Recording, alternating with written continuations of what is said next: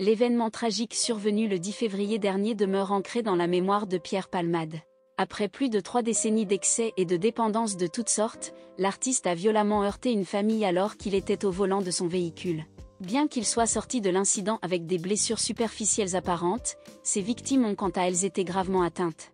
Depuis lors, la vie de l'humoriste, qui se trouvait sous l'emprise de stupéfiants au moment des faits, est passée au crible durant près de 3 mois. Cette liste d'excès ne se limite pas aux moments heureux de la vie de Pierre Palmade, car celui-ci était également accro à la cocaïne et dépendant du chemsex ainsi que de diverses substances synthétiques que d'autres hommes lui injectaient avant des rapports sexuels, qui étaient parfois tarifés. La quantité de ces excès est considérable.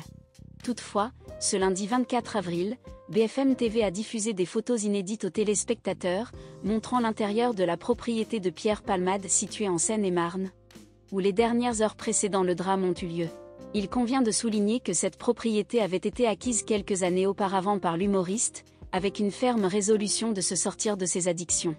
Conscient des difficultés de se sevrer à Paris, où la vie nocturne exerce une attraction néfaste sur lui, il décide de s'installer dans un village de la campagne profonde, afin de s'isoler. Cette somptueuse maison, qui couvre une superficie de 430 mètres carrés, a été rénovée avec soin et est dotée de murs en pierre.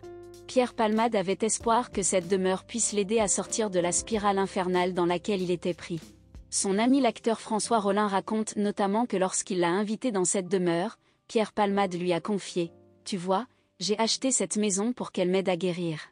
Ici, je vais me rétablir, je vais me sentir bien. » Cependant, bien que son désir de guérison ait été sincère, il a rapidement été rattrapé par ses dépendances antérieures et a finalement laissé libre cours à ses addictions dans cette maison, présentée comme un havre de paix.